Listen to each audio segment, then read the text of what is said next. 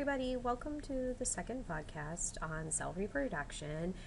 In this one, we're going to spend some time focusing on a lot of the new terminology we're going to use as we lead into our discussion on meiosis, which is the second form of cell reproduction that we're going to spend some time talking about. Just prior to getting into some of that, what I'd like to do is just share with you a couple of things. When we were talking about mitosis, okay, mitosis is a form of asexual reproduction. And this means that you have one parent, okay? And with one parent, okay, in essence, if I'm a cell, that's the parent cell, I get two offspring, right? And these two offspring are identical to the parent. In essence, they're clones, all right? So they are genetically identical to the parents, okay, which is a big deal. The other form of reproduction is sexual reproduction, and that's where we have two parents and the offspring are not genetically identical to their parents, and we're going to get into some reasons why that's important. So without further ado, so sexual reproduction, this is a way that we can promote differences in generation to generation. Gametes is the collective term we give for the cells that are reproductive cells, otherwise known as an egg and a sperm cell. I want you to take note of sort of this color here and the capital and the underlined. As we work through this podcast, there's going to be a bunch of new terms, and whenever you see this color, I tried to really make them bold comparatively. So look for these. This is where you're going to start to see, you know, hey, ooh, I got to pay attention to that word. So just to give you a little aside on that. So our reproductive cells are our gametes, and they are what fuse together to form the new offspring. And sexual reproduction, it's not just, hey, two parents make a kid, you know, it's really amazing how it affects the traits, it affects behaviors, it's way more energy taxing. I mean, if any of you guys are hunters or have family members who hunt, I mean, you could think of like deer during the rut and how, you know, you've got males with their big racks and they're trying to, you know, and otherwise woo a doe during the rut, and they, you know, fight, and they're trying to show off the fact that, hey, I've got really good genes, and, you know, let's, you know, make a little fawn. And so the behaviors during the time of year are very much dictated by this. Really, why it's so much more important than asexual reproduction, even though it is way more energy taxing, is the fact that it really increases the variation. We are not the same as our siblings. We're not the same as our parents. We are not the same as our kids. And that's really important to the sustainability of a generation over time.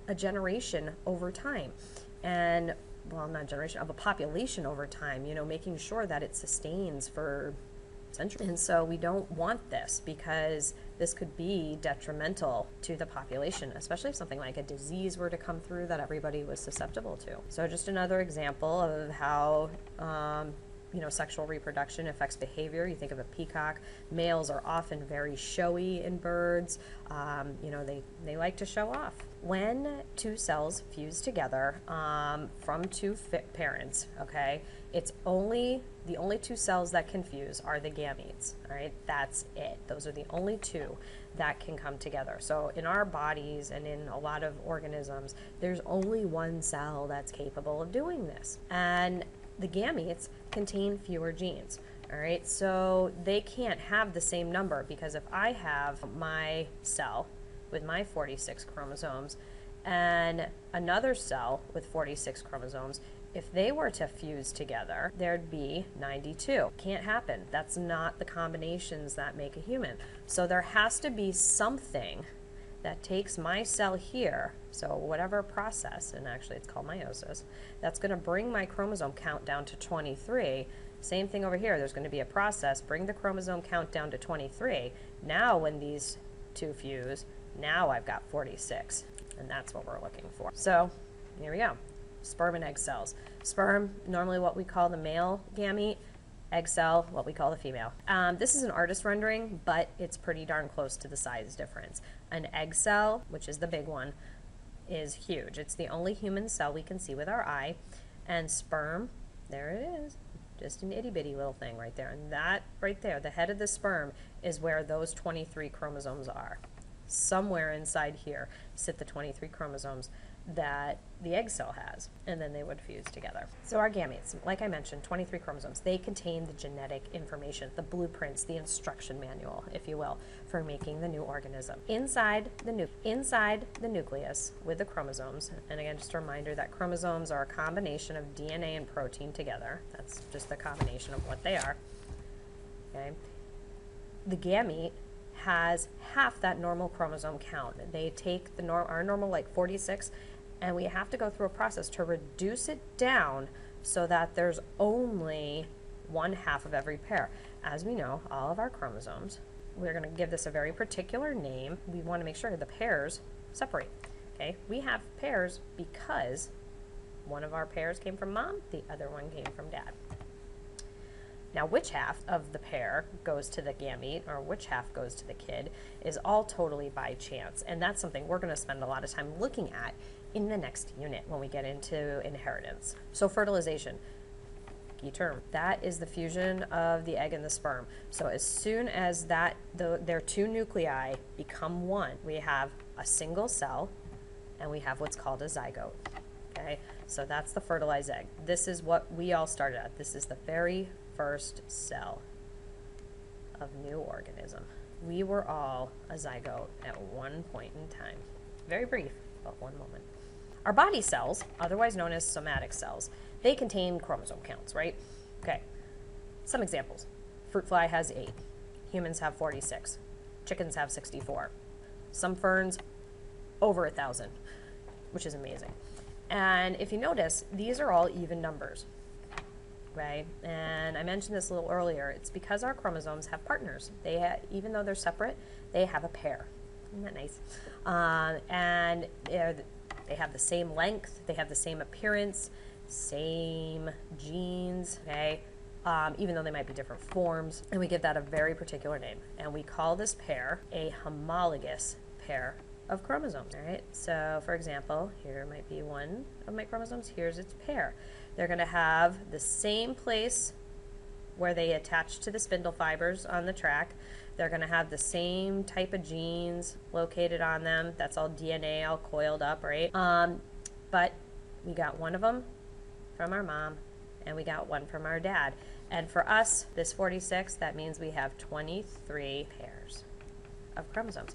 Fruit flies have, yep, very good, 4 pairs, okay? Chickens, 32, and so on, okay? So that's how we can track, okay, who gets what from where. All right, so just as a reminder, we have 46, we have 23 homologous pairs of chromosomes, okay? So here is a karyotype of our chromosomes, and we order them in number 1, 2, 3, 4, all the way down here to pair number 23. And what we do is we label them from longest to shortest. That's how we number them. And there's chromosome 1, chromosome 2, all the way down to pair chromosome 23. This is a very special pair, chromosome 23. This is the sex pair. This is what determines whether you're male or female. This one happens to be XX, so it's a girl. All of the other ones up through 22, so all the way pair 1 through 22 for male and female are the same. You can't tell the difference of who it came from. If you look at the total and you find pair 23, that's how you know. That's what it would look like for girls. Boys, you have an XY, so you have a long one like X, but then you have this tiny little Y. So your pair is actually non-homologous. When we look at the total genetic content of a cell, we refer to that as the genome.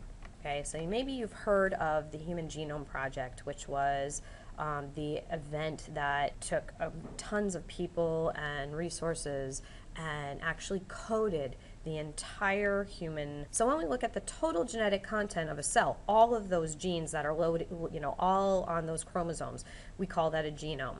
We'll talk a little bit about the Human Genome Project. We've coded, at this point in time, there have been thousands of organisms that have had their full genome coded, where we know all of their genes, we know the sequences of their DNA. It's pretty exciting. So when you can figure out how to read the instruction manual. All right. So each number of a chromosome pair, or each member, we refer to as a homolog. So I have, for chromosome pair 21, Here's one chromosome, here's its homolog, and so that's why they're called a homologous pair. For sperm, we have 23, but what you have is one of each. So I have one chromosome 1, I'm going to have a chromosome 2, a chromosome 3, one chromosome 4, dot, dot, dot, dot, all the way down to a single of chromosome 23. Okay, so that's what these 23 chromosomes are. They're one of every pair. Same thing goes for the egg cell. And we give this chromosome count a very specific term we use to call, an egg cell or any kind of gamete, okay? We refer to the chromosome count of a gamete as haploid, okay? And how I remember it, haploid half. Haploid has half the chromosome amount, all right? And we give it a generic sort of letter N to refer to that. So I could be talking about any organism. I don't have to get specific. And I would say, oh, a haploid cell has N number of chromosomes. So that N equals the actual number of different types of chromosomes. So we have 23 different chromosomes. We just happen to have 2 of each. Now the zygote, or our body cell, so what happens, what do we call it when we actually have our full set, our full 46? Okay, so just an example again, haploid we have 23. Our 46 we call diploid. Di means 2, so 2N. That means we have 2 of every chromosome. For us, that's our 46 number. That's why we say, oh, humans have 46 chromosomes. Gametes have to have half the amount, and they have to have that so that we don't end up with a chromosome count that's off. This ensures that the next generation has the correct number of chromosomes. So with that being said, I know that that was an earful, and there's a lot of terms in there that you're going to want to go back and talk about. We'll certainly be doing a lot of discussion about these in class. The next podcast will be all about how we get that proper chromosome number, okay? And that's what we'll be taking a look at. So we'll see you later. There'll be another one posted that talks about this process of meiosis, on how we actually take that 46 chromosome count, that diploid number of us, of whatever, any organism that reproduces sexually, and reduces that chromosome count down from being diploid down to haploid. So take it easy, and we'll see you later in class.